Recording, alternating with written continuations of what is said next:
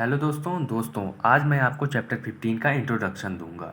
दोस्तों, इस चैप्टर में क्या है, क्या हमें पढ़ना है, इसके बारे में मैं आपको बताऊंगा। प्रोबेबिलिटी प्रोबेबिलिटी होती क्या है?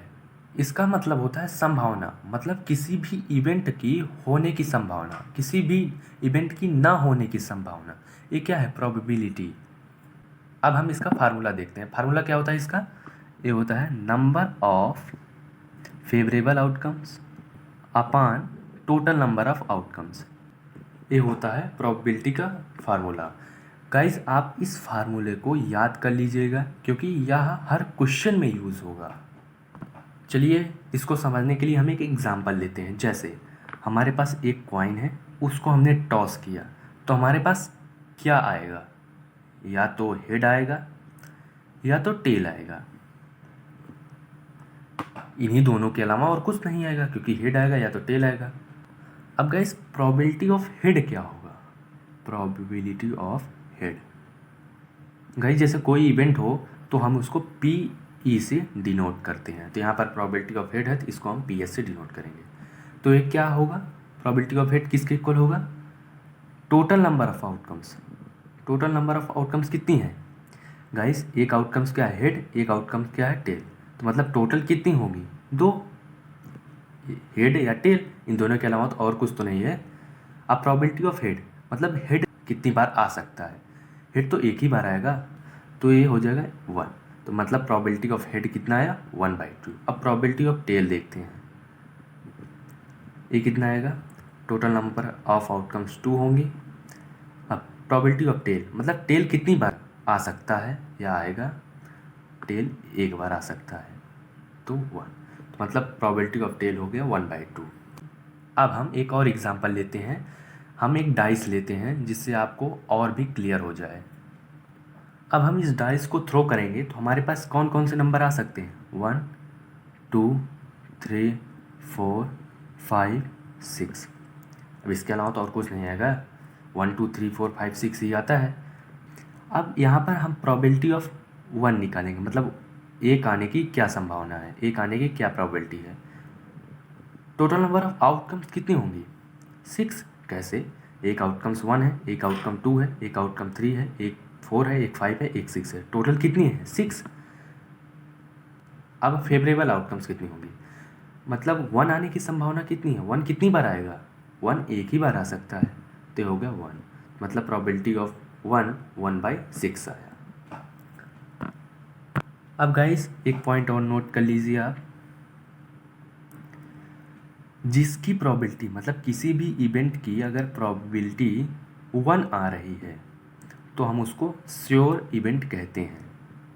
श्योर इवेंट कहते हैं, मतलब वह इवेंट जरूर होगा, मतलब उसकी प्रोबेबिलिटी 1 है, मतलब वह इवेंट होगा ही होगा। अब कोई इवेंट है, उसकी प्रोबेबिलिटी 0 आ गई, तो इसका मतलब क्या होगा? इम्पॉसिबल इवेंट, मतलब यह इवेंट नहीं होगा, यह इवेंट हो ही नहीं सकता।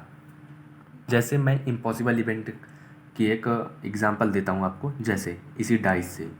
अब मैं यहाँ पर कहता हूँ प्रोबेबिलिटी ऑफ 7, मतलब 7 आने की संभावना क्या है?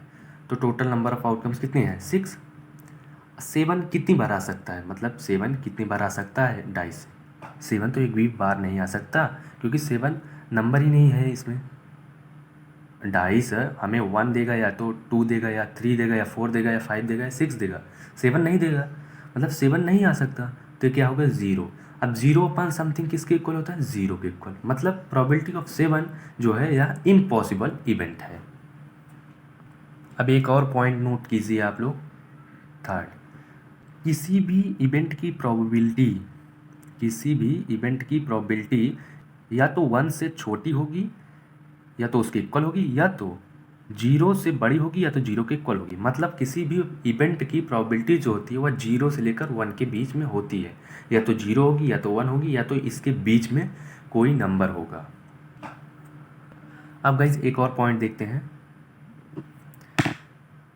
Guys, probability of event plus probability of not event E के ऊपर हम बार लगा देते हैं, इज इक्वल टू 1, मतलब probability of event plus probability of not event is equal to 1। Probability of event तो आपने देखा, अब प्रोबेबिलिटी ऑफ नॉट इवेंट क्या है, मतलब वह इवेंट ना हो, मतलब उस इवेंट की ना होने की प्रोबेबिलिटी। जैसे इस एग्जांपल से समझते हैं, यहाँ पर प्रोबेबिलिटी ऑफ हिट कितना था 1/2। अब प्रोबेबिलिटी ऑफ नॉट हिट कितना होगा, प्रोबेबिलिटी ऑफ नॉट हिट कितना होगा, प्रोबेबिलिटी ऑफ नॉट हिट कितना होगा, टोटल नंबर ऑफ आउटकम्स 2 हैं। हेड आने की संभावना क्या थी 1, अब हेड नहीं आने की संभावना कितनी है 1, क्योंकि एक बार टेल भी आ सकता है तो 1। अब प्रोबेबिलिटी ऑफ नॉट हेड को हम प्रोबेबिलिटी ऑफ टेल भी कह सकते हैं इस केस में।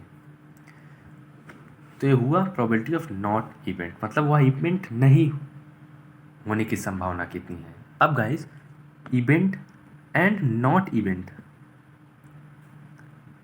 को हम कॉम्प्लीमेंट्री इवेंट भी कहते हैं, कॉम्प्लीमेंट्री इवेंट भी कहते हैं। अब आप एक और पॉइंट नोट कीजिए, एलिमेंट्री इवेंट। एलिमेंट्री इवेंट क्या होते हैं, एलिमेंट्री इवेंट क्या होते हैं। एलिमेंट्री इवेंट ऐसे इवेंट होते हैं जिसका आउटकम एक हो, मतलब जिसके सिर्फ एक आउटकम हो, ऐसा इवेंट जिसके पास सिर्फ एक आउटकम हो। जैसे प्रोबेबिलिटी ऑफ हेड हमने देखा था, कितना आया था 1/2। नंबर ऑफ फेवरेबल आउटकम्स, यहाँ पर हेड के कितना आउटकम है, हेड का कितना आउटकम है एक, तो यह एलिमेंट्री इवेंट है। मतलब ऐसा इवेंट जिसका आउटकम एक हो, मतलब an event having only one outcome is called an elementary event. अब गाइज एक बात और नोट कर लीजिए कि sum of probabilities of all the elementary event is 1, मतलब सभी एलिमेंट्री इवेंट की जो प्रोबेबिलिटी होती है अगर हम उसको जोड़ें तो वो किसके इक्वल आता है 1 के। जैसे प्रोबेबिलिटी ऑफ हेड क्या था 1/2, एलिमेंट्री इवेंट है, मतलब इसका फेवरेबल आउटकम 1 है। अब प्रोबेबिलिटी ऑफ टेल का देखें, ए भी कितना था 1/2, मतलब ए भी एलिमेंट्री इवेंट है। तो हम इन दोनों को जोड़ेंगे तो 1 आएगा, मतलब 1/2 प्लस 1/2 इज इक्वल टू 1, तो ये हुआ। तो गाइज ये सब कुछ इंट्रोडक्शन था, ये कुछ बेसिक्स थी जिसको आपको इस चैप्टर में यूज़ करने हैं।